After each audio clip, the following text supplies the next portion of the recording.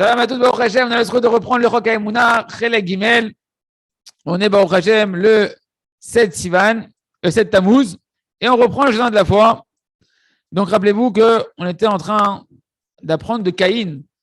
Caïn qui a fait un mauvais sacrifice, et qu'Hachem, au lieu de le culpabiliser, quand Hachem il vient réprimander Caïn, et c'est un grand message pour nous, comment on doit se voir après un échec, comment on doit voir nos femmes après un échec, comment on doit voir nos enfants après un échec, comment on doit voir tout homme, d'accord? On doit le voir à l'image d'Hachem qui nous a dévoilé comment Hachem il nous regarde et comment Hachem il nous parle après un échec, d'accord? Parce que Caïn il a fait un échec, il a fait un mauvais sacrifice, et Hachem on voit que Akadosh Baruch Hu, la seule chose qui lui réprimande, c'est pourquoi tu n'acceptes pas ton échec, même avec la joie. Pourquoi tu tombes dans la tristesse de ton échec? Pourquoi tu ne cherches pas une dimension positive et constructive à ton échec? Parce que lorsqu'un homme maintenant, il n'est pas prêt à accepter son échec avec un bon visage, d'accord? C'est-à-dire quoi? Il n'est pas prêt à accepter l'humilité qui vient de cet échec-là. Parce qu'en réalité, une personne qui va rester dans la simcha après un échec, c'est pas qu'il est content de l'échec en lui-même. C'est qu'il va accepter de son échec l'humilité qu'Hachem lui propose ici. D'apprendre ta bassesse sans Hachem.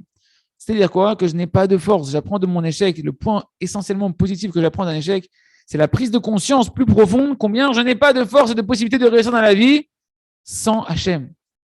Et donc, je comprends de mon échec combien, à partir de maintenant, dans le futur, je dois m'attacher encore plus fortement à Kadosh Baruch Hu.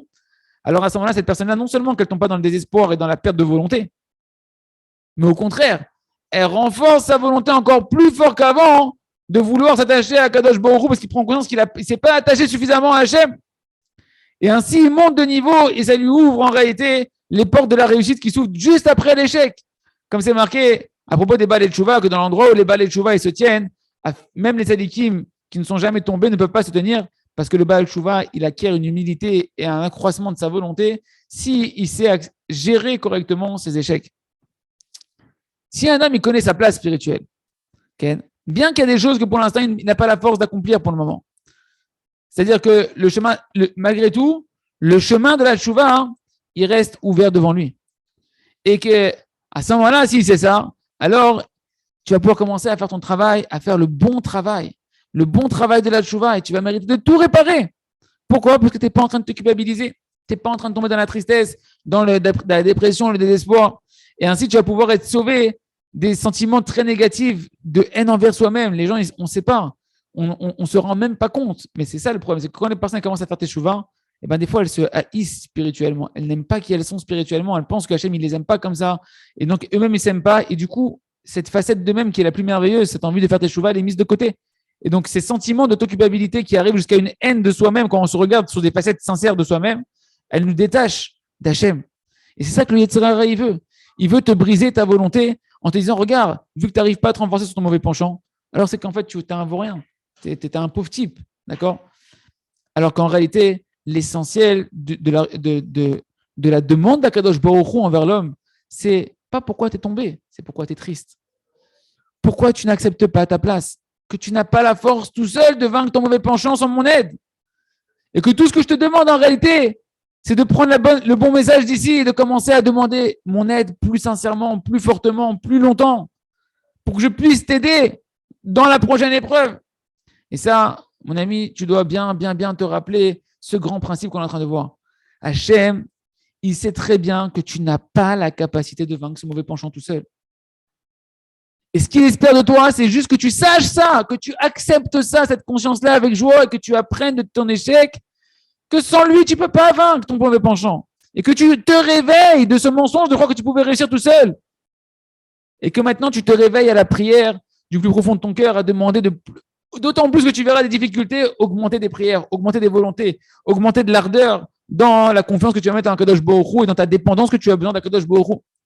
Et c'est que sur ça qu'Hachem il est en colère. Que tu ne te réveilles pas de prendre cette conscience-là après la faute. Que tu restes dans ton hérésie. Non, j'aurais pu m'en sortir tout seul, c'est pas normal, je ne me suis pas sorti tout seul, je suis un nul, je n'ai pas réussi à m'en sortir tout seul. C'est de l'hérésie. De ça, Hachem, il est en colère. C'est ça qui vient dire à Caïn, à Kadosh Baruch Hu. De ça, elle provient toute l'autoculpabilisation qui enlève toute la volonté de la personne de changer. C'est pourquoi tu dois te réveiller. Et tu dois te fixer tous les jours, au moins 1 heure par jour, où là-bas, dans cette heure de tfila, de hitbodedut, tu vas demander à Kadosh Baruch Hu qui t'aide à pouvoir surmonter ton mauvais penchant dans le futur. Maintenant, mon ami, sors en chemin et mets en application ces paroles-là, Bat Hashem, et que tu puisses bénéficier de tout le bonheur qu'il y a quand on fait tes chouvas, et apprendre à t'aimer toi-même, à aimer Akadosh Baruch Hu, à aimer le chemin de la chouva, et à le diffuser autour de toi, Bat Hashem. On continue avec le journal des louanges. Donc, rappelez-vous qu'on était dans cette fameuse épisode de voir comment pleurer correctement sur les leçons du Beth Amikdash, tout en restant Bessimcha le reste du temps de la journée. Eh bien, c'est ramené justement à propos de Rabbi Nathan de Breslev, que son mérite nous protège, qu'il n'y avait rien qui pouvait calmer le feu de son cœur, des languissements qu'il avait pour Akadosh Baruch Hu, l'enflammement qu'il avait du service d'Hachem, de vouloir toujours se rapprocher plus d'Hachem, d'accord? Notamment avec la lumière du tzaddik, la lumière de la Emouna qu'il avait à l'intérieur de lui, de la foi. Il n'y avait que deux choses qui pouvaient diminuer un peu cette ardeur-là. C'était quoi? Tikkun Chatzot, ça diminuait un petit peu cette ardeur-là, et essentiellement les lamentations de Tisha B'Av, qu'il rentrait dans sa cave, dans une pièce, seul, Rabbi Nathan, depuis la prière de Harvit de Tisha B'Av jusqu'à Chatzot, la milieu de la journée du lendemain matin, du lendemain de la journée, jusqu'à la moitié de la journée, il faisait que pleurer et pleurer toute la nuit sur la leçon du Beth Amikdash, jusqu'au lendemain, jusqu'à la moitié de la journée. Et ça, c'était la seule chose qui pouvait un petit peu, on va dire, refroidir le feu de son cœur. Et Rabbi Nathan, qui était très très proche du tzaddik, de Rabbeinu Akadosh Rabbeinu Breslev, il sentait évidemment énormément dans son cœur la perte du tzaddik. Et bien, tout celui qui a un petit peu de conscience, alors il peut sentir qu'est-ce que c'est se rapprocher du tzaddik, qu'est-ce que c'est se rapprocher de la lumière du tzaddik. Et donc lui aussi, il pourra pleurer dans les moments impartis à ça sur le voilement de la lumière du tzaddik, des enseignements du tzaddik, de la joie, de la proximité d'Hachem que te donne le tzaddik. Pour lui et pour tout le peuple d'Israël, que cette lumière-là est cachée. N'est-ce pas que Moshe, c'était lui le berger fidèle, qu'à sa lumière, on pouvait savoir comment se comporter, on pouvait arriver aux bonnes destinations spirituelles. C'est ça le manque des tzadikim. Lorsque les tzadikim sont cachés, lorsque les tzadikim sont partis de ce monde-là, alors c'est la même dimension que la neshama de Moshe qui s'est en allé, et c'est donc une grande détresse qui n'a pas de comparaison. Parce qu'il n'y a que les tzadikim qui peuvent nous guider sur le chemin dans lequel on doit aller. Et nous, on se doit véritablement de chercher à mériter de se rapprocher d'Akadosh Baruch Hu, de la Torah d'Hachem à travers les tzadikim. Comme c'est marqué dans le Zohar HaKadosh, comme on a vu dans l'écouté Moran pour ceux qui étaient là ce matin, que là-bas, dans le Kriat Shema, comment on finit le Kriat Shema? On dit Hachem Echad. Hachem, il est un. Et la seule différence qu'il y a entre l'unicité d'Hachem, et les dieux étrangers, que c'est El Acher, d'accord? Acher, c'est l'autre côté. Ben, c'est le même mot, Echad et Acher. L'Emouna ou l'idolâtrie, c'est le même mot à un point près. Dans le Dalet, tu enlèves le petit point de la queue, ça devient un Resh. Et c'est quoi, nous dit le Zohar, ce petit point de la queue qui fait passer du Dieu étranger à l'unité, à la foi totale en Hachem? Qu'est-ce qui s'est passé de l'hérésie à la foi totale? C'est cette pointe de la lettre Dalet. Et nous dit le Zohar Kadosh, c'est le tzaddik. Le tzaddik, c'est lui qui te connecte à la Emouna véritablement.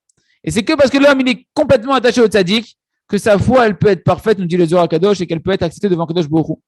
Et il y a également une autre allusion très belle qu'on peut voir, c'est que dans les mêmes explications du Zohar, on peut déduire que la différence entre le mot Toda et le mot Torah, c'est la même chose, c'est les mêmes lettres. Toda, le remerciement, et la Torah, c'est les mêmes lettres. Un point près entre le Dalet et le Resh. Ça veut dire quoi? C'est-à-dire que c'est grâce au tzaddik qui va t'apprendre la véritable émouna dans la Torah, que tu vas transformer toute ta Torah en chanson, en remerciement à Kadosh Baruch Hu, et que tu pourras faire que remercier Hachem tout le long de ta vie. Et pour notre sujet à nous, on voit que même Rabbi Nathan, qui lui savait plus que tous les élèves de Rabbi Nachman, c'est quoi la perte, plus que nous-mêmes aujourd'hui, c'est quoi la perte et le voilement de la lumière du tzaddik. Après qu'il avait donné un temps imparti aux pleurs et au languissement de redévoiler quelque part la lumière du tzaddik dans ce monde-là, le reste de la journée, il était complètement dans la joie, même à Tisha B'Av. Si c'est comme ça, chacun, il doit apprendre pour lui-même, quand même à Tisha B'Av, après que tu as pleuré comme tu n'as plus pleuré, et pas dans la tristesse, dans des languissements d'amour pour Hachem, 1 heure, 2 heures, tu as pleuré. Ce que Hachem t'a offert de pouvoir avoir un cœur brisé correctement, le reste du temps, tu dois être Bessimcha, parce qu'il n'y a aucune situation du judaïsme où il est permis à un homme d'être triste. La tristesse, c'est l'idolâtrie, c'est le Dieu étranger. Akadosh Baruch Hu, nous dit le Zohar, il a la tristesse. Il faut beaucoup prier pour se rappeler de cette phrase-là. Il n'y a aucune situation ni spirituelle, ni rien du tout qui t'autorise à être triste et croire qu'Hachem il est content de ta tristesse. Même à Tisha B'Av, il n'y a aucune permission d'être dans la Sitra Achara, dans les forces du mal par ta tristesse. La tristesse n'a aucune place dans le judaïsme. Ne serait-ce qu'un seul instant dans la vie. C'est interdit pour un homme d'être dans la tristesse. Parce que cette tristesse, c'est le témoignage de l'hérésie, qu'il y a du mal dans le monde. tu renies la foi que tout est pour le bien et qu'il n'y a pas de mal dans ce monde-là quand tu es triste. Parce que, au final, après tout ce que tu peux raconter et te dire, tout est pour le bien. Et quand on dit tout, c'est véritablement tout, sans exception, même si tu as du mal à le comprendre. Donc attention, de savoir faire le bon travail, le bon service d'Hachem au bon moment et de savoir que tout le temps on doit être Bessimra. Et lorsque le cœur il se brise, mais pas dans la tristesse, dans des languissements d'amour pour Hachem. On continue avec les dans les forêts pour faire une masse à Hachem. Notre ordre de bonne aujourd'hui, tous les jours de notre vie, nous et tout l'âme Israël, nos descendants et les descendants des descendants. Donc, on va entreapercevoir un passage merveilleux sur la paracha de Korach, d'apprendre à s'introspecter et à quel point c'est fondamental et complémentaire et nécessaire et indispensable à l'étude de la Torah. On verra une partie aujourd'hui, mais dans les prochains shiurim, on continuera à approfondir. Voilà que dans la paracha de Korach, on se retrouve confronté à un vrai point d'interrogation. Un des grands du Ham Israël, des géants du Ham Israël, Korach, et avec lui 250 têtes du Sanhédrin, c'est-à-dire des responsables rabbiniques énormes, des têtes de communautés énormes, gigantesques, qui se mettent tous dans le panneau d'aller contre Moshe Rabbeinu et qui sont punis d'une terrible punition. D'accord? Et donc, tous les sages du Ham Israël, ils ont toujours essayé dans ces parachutes-là de donner les messages du danger de la marloquette, combien c'est dangereux, la controverse, etc., etc. Mais nous, on va se concentrer sur un autre point qui est extrêmement difficile à accepter et qu'il faut élucider. C'est, je ne comprends pas, franchement. Korach, Talmid Chacham, érudit en Torah énorme. Il a reçu la Torah de la bouche d'Hachem, de la bouche de Moshe Rabbeinu. Il a le roi HaKodesh. Il préserve ses yeux, comme on voit dans l'histoire, que quand elle découvre ses yeux, ses cheveux, la femme de celui qui voulait prendre avec eux, ils sont partis parce qu'ils ne voulaient pas avoir les cheveux découverts. Toute sa Torah, elle vient de Moshe Rabbeinu. Comment il peut étudier une telle Torah et en arriver à un tel niveau? Sa Torah ne l'a pas protégée. Elle ne l'a pas ramené dans le bien. Pourtant, c'est marqué que normalement, la lumière de la Torah ramène dans le bien. Comment un homme peut étudier la Torah, se sanctifier, avoir des niveaux de Kedusha et arriver à une telle erreur? Si la Torah, elle n'aide pas l'homme à se sauver de son erreur, qui va l'aider? C'est la question qu'on se pose ici. Et avant de pouvoir élucider cette question-là, on va réfléchir un petit peu sur ce qui est marqué dans la paracha, section hebdomadaire qui vient juste après la paracha de Korach, qui est la paracha de la vache rousse. Là-bas, également, on se retrouve avec une confrontation, une question énorme.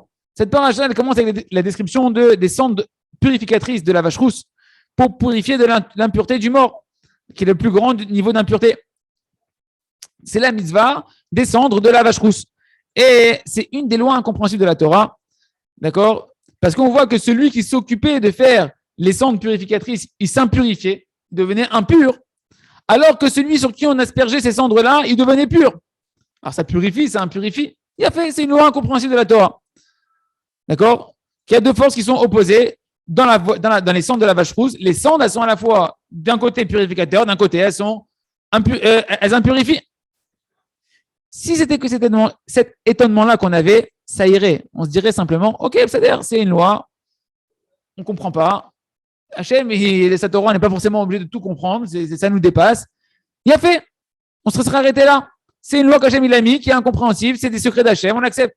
Mais le problème, c'est que quand la Torah commence à nous décrire tout le procédé de la vache rousse, elle nous dit, voici la loi de la Torah, Zot Rukat ta Torah. Voici la loi de la Torah. Et juste après, question te parle de quoi? Tout le procédé de la vache rousse. Mais dis-moi alors, voici la loi de la para. Voici les lois de la vache rousse, pas les lois de la Torah. Chachamim nous disent, de là, tu apprends que tout ce qui se passe sur la vache rousse, c'est un secret pour en réalité la loi qui se cache dans toute la Torah entière. C'est pas simplement une loi qui va toucher les cendres de la vache rousse. Ça vient t'enseigner que les lois de la vache rousse, de la même manière que la vache rousse, ces cendres, elles impurifient et elles impurifient ceux qui sont purs et elles purifient ceux qui sont impurs. Cette dimension-là, on va découvrir ensemble à Hachem. Le Rav va nous ouvrir les yeux que c'est une loi qui gère toute étude de la Torah dans toute sa globalité. Toute l'étude de la Torah, elle est gérée par cette dimension de la vache rousse. La Torah entière, elle a cette dimension qu'elle va impurifier ceux qui sont purs. Et elle va purifier ceux qui sont impurs. Je vous rassure, on expliquera dans les mots prochains, un peu plus loin, qu'est-ce que ça veut dire. Comme Chazal, ils nous ont dit, une sage de Marbani, voici la Torah que Hachem a placée devant Moshe, Hachem Sam Moshe. C'est quoi Sam? Sam, ça veut dire placer, ou avec un Samer, ça veut dire une potion. Celui qui est méritant la Torah, ça va être une potion de vie. Celui qui n'est pas méritant la Torah, ça va être un poison mortel. Et là, il y a un grand étonnement qui rejoint celui qu'on a avec Korach. Ken, comment c'est possible? La Torah sainte, elle n'est pas que purificatrice. Elle n'amène pas que à purifier de l'impureté. Elle peut aussi, elle, au contraire, rendre impurs ceux qui sont purs. C'est pas qu'une potion de vie, c'est aussi une possibilité d'être un poison mortel. Alors comment l'homme va se réparer? Qu'est-ce qu'il va faire? Il veut étudier la Torah pour se purifier, mais il n'a aucune promesse qu'il ne va pas s'impurifier par la Torah. Qui va lui promettre qu'il ne va pas avoir le poison de la Torah? Où j'ai le remède de ça? Où j'ai la certitude de ça? Il se trouve donc ici, on a deux questions très fortes qui sont réunies l'une avec l'autre. La première, c'est comment la Torah n'a pas protégé Korach et comment elle ne l'a pas ramené du tchouva. Comme on l'a dit, la lumière de la Torah, normalement, est censée ramener l'homme dans le bien. La deuxième, c'est comment c'est possible qu'il y ait deux forces opposées dans la vache rousse et dans la Torah, c'est-à-dire dans la Torah, pour nous, c'est ça qui nous étonne le plus, que la Torah puisse impurifier ceux qui sont purs et purifier ceux qui sont impurs. Je vous laisse en suspense et on verra la réponse de Vatachem demain si on a le mérite. Je nous souhaite à tous Vatachem. Et on continue avec le jardin de la sagesse. Donc on a dit, celui qui a la Emouna, celui qui travaille sa foi, qui parle à Hachem, qui prie à Hachem, qui étudie la Torah, il commence à avoir des yeux pour entreapercevoir Hachem, de voir Hachem spirituellement avec ses yeux de manière détournée ou de manière plus directe. Et ça, c'est uniquement avec la Emouna, non pas avec des yeux de chair. Arrête de chercher Hachem qui se dévoile comme pour un petit enfant qui imagine qu'on va voir Hachem comme on voit un homme. Hachem, il est élevé au-delà de tout entendement humain. Il n'y a aucun corps et aucune forme de corps et aucune description ni dessin qui peut décrire Akadosh Baruch Hu. Et même toutes les descriptions qu'on peut donner sur les conduites d'Hachem, sur les manières de comportement d'Akadosh Baruch Hu, de dévoilement d'Akadosh Baruch Hu, c'est que du côté de comment Hachem il veut bien se dévoiler à nous, mais ce n'est pas Hachem lui-même. Hachem, dans son essence, on n'a aucune emprise de capacité de pouvoir capter Akadosh Baruch Hu dans son essence, même pas de manière spirituelle. Parce que même la notion de spiritualité, c'est quelque chose de limité. C'est un esprit qui est limité. Akadosh Baruch Hu, il est limité par rien, par aucune définition, par aucun kéli, aucun réceptacle qui peut le prendre. À plus forte raison, certainement pas avec une prise de conscience matérielle. Et donc, il faut sortir de l'illusion de croire qu'on va pouvoir connaître Akadosh Baruch Hu matériellement. Et c'est évident que c'est impossible qu'il y ait aucun lien avec Hachem lui-même et avec un intermédiaire matériel en disant que je vais voir Hachem avec mes propres yeux, matériellement. Ce n'est pas possible. C'est pourquoi tout le lien qu'on a avec Kadosh Baruch Hu, il peut se passer uniquement avec la Emouna simple, la foi simple qu'on est en train de travailler ensemble. Qui, elle, cette fois, va être comme un pont qui va relier l'homme matériel à ce qui est au-delà de sa capacité, de l'entendement humain, de l'intelligence humaine, de pouvoir percevoir qui est Kadosh Baruch Hu. C'est pourquoi, pour voir Hachem, tu veux entreapercevoir Hachem, c'est pour ça qu'on appelle ça toujours les lunettes de la Emouna.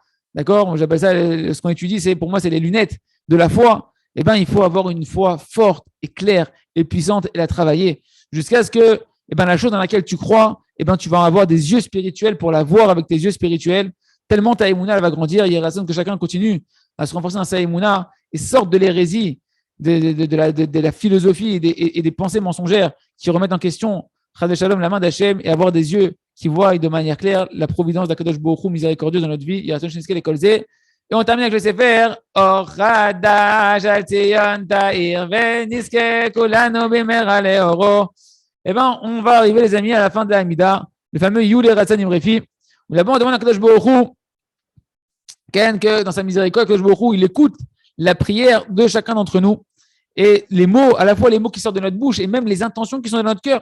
C'est pour ça qu'on finit dans le Shemona Esrei, on dit que soient agréées les paroles de ma bouche devant toi et les méditations de mon cœur. Hachem, toi qui es mon rocher, mon sauveur. C'est la fin de la Hamida. C'est-à-dire qu'on demande à Kadosh Baruch Hu qu'il accepte avec volonté les paroles de notre bouche. Parce qu'on sait que, en réalité, chaque parole qu'on a exprimée avec notre bouche et chaque pensée et méditation qu'on a pensée dans notre cœur, même ces pensées dans notre cœur, elles sont en réalité, ces pensées qui ont accompagné chacun des mots qu'on a prononcés, elles sont connues devant Hachem. Ce n'est pas des pensées qu'Hachem il n'y a pas accès. Hachem, il a accès. Donc, chaque intention, chaque volonté, elle est entendue dans le ciel. Elle est entendue comme une prière à part entière, comme une demande véritablement à part entière. Parce que c'est ça, encore une fois, l'essentiel de l'intériorité, de la vitalité de la prière, c'est ton cœur. C'est ce que tu penses quand tu prononces des mots. Et donc, on demande à Hachem qu'à la fois les mots et les pensées de notre cœur, elles soient acceptées devant Kadosh Baruch Hu. Et donc, plus une personne, elle va revenir sur les mots avec une nouvelle intention dans les mêmes mots de la prière, répéter les mêmes mots, comme on a dit, on peut répéter les mêmes mots avec une nouvelle intention. Et bien, à chaque fois que tu as une nouvelle intention, c'est considéré comme une demande différente auprès d'Akadosh Baruch Hu, comme une prière différente. Il se trouve donc que quand toi tu vas faire un travail, de travailler ta volonté dans la tefila de la Hamida, que tu arrives dans la bracha de Chonen Hadar, qu'Hachem gratifie la conscience d'Hachem, et ben tu es en train de créer en réalité des milliers et des milliers de kelim, de réceptacles, de volonté de vouloir connaître Hachem. Chaque mot, chaque désir, c'est un réceptacle pour recevoir la connaissance d'Akadosh Baruch Hu que tu demandes dans cette prière-là, de connaître la Torah pour toi, pour tes descendants, pour tout l'homme Israël, etc. Et ça, encore une fois, c'est qu'un exemple. Et chacun, en réalité, il doit réfléchir et continuer dans ce chemin-là à réfléchir quelle volonté je mets dans chaque bénédiction. Par exemple, un homme qui il est malade ou qu'il a un malade dans son entourage, d'accord? Et bien, la meilleure solution qu'on peut lui donner dans la Hamida, c'est quand tu arrives à la bracha de Refaenu, de la guérison, attarde-toi une demi-heure là-bas. Répète les mots pendant une demi-heure de la bracha. Ne dis pas Baruch Ata Hashem. Tous les autres mots de la bracha, tu vas les répéter en mettant ton cœur et les intentions que tu veux dans les mots de la prière. Parce que toi, tu as une volonté très forte de guérir ou d'amener la guérison pour une personne. Maintenant, Hachem, il veut te donner aussi la guérison, mais il faut des réceptacles. Ces réceptacles, c'est les mots et les désirs de ton cœur que tu vas mettre dans les mots. Donc, plus tu vas vouloir attirer l'abondance d'Hachem de la guérison, plus tu vas, qui est du médecin véritable qui est Kadosh Baruch Hu, plus tu vas devoir amener des réceptacles. Donc, tiens-toi une demi-heure dans la Hamida, dans Refaenu, et répète les mots avec une volonté renouvelée, etc. Les mots sont encore une fois les réceptacles, Ken, avec la volonté qui est l'âme de la prière, et ainsi tu vas attirer sur toi ce qu'Hachem veut le plus te donner, qui est la guérison. Et comme ça, une personne peut avoir des délivrances extraordinaires, plutôt que de se tenir pendant des heures, à te passer des rendez-vous et des rendez-vous à attendre chez les médecins pour faire des analyses, des médicaments, etc., de devoir aller d'une clinique à une autre clinique, d'un examen à un autre examen, d'un hôpital à un autre hôpital, que Dieu nous en préserve, à nous et à tout l'homme Israël, plutôt que d'être transmis dans la bonté, entre guillemets, des mains des médecins, qu'on ne sait jamais s'ils vont vraiment faire le bon diagnostic ou pas, et s'il faut avoir beaucoup de pitié céleste pour pas qu'ils nous endommagent plus qu'autre chose, Ken, alors tu as l'opportunité de te relier à Kadosh Baruch Hu, qui est le médecin de tous les médecins, qui est ton père, qui t'aime, pendant une demi-heure, et d'attirer sur toi une vraie délivrance directement des mains larges et fidèles, en qui tu peux avoir confiance du véritable docteur de tout être humain. C'est pourquoi, en réalité, chaque heure que tu vas te tenir devant un Kadosh Baruch Hu, ça va t'éviter, chaque demi-heure que tu sois près devant Hachem, ça va t'éviter beaucoup d'embrouillements dans ta tête et de devoir vagabonder d'un médecin à un autre médecin. C'est pourquoi, c'est bien, c'est conseillé énormément à un homme de penser également avant chaque bracha de quoi il va parler. Chaque bracha, elle parle d'un sujet dans la Mida. Sache, avant de commencer la bracha, sur quoi tu vas parler. Comme ça, tu vas te préparer avant de commencer à rentrer dans les mots, de savoir sur quel sujet tu dois mettre ton cœur. Et ça va être comme ça plus facile pour toi de pouvoir mettre ton intention dans chaque mot et mettre ta volonté et de la vitalité dans chaque mot que tu vas prononcer. Et à plus forte raison, quand maintenant une personne elle va répéter les mots d'un paragraphe, encore une fois, alors chaque mot il lui rappelle qu'il doit mettre sa volonté et l'intention dedans, et ainsi, les choses vont en grandissant, la volonté va en grandissant. À chaque fois que tu vas répéter, tu vas mettre encore plus de cœur, et Hachem, tu vas mettre plus d'âme, et donc tu vas recevoir encore un kéli, tu vas construire un kéli encore plus parfait, et recevoir de plus en plus de délivrance, attirer l'abondance d'Hachem dans ces kélis que tu prononces avec ta bouche et ton cœur. Yeratzon Sheniske Lekol Zeh Bet Hachem, Chazak Benitrazek.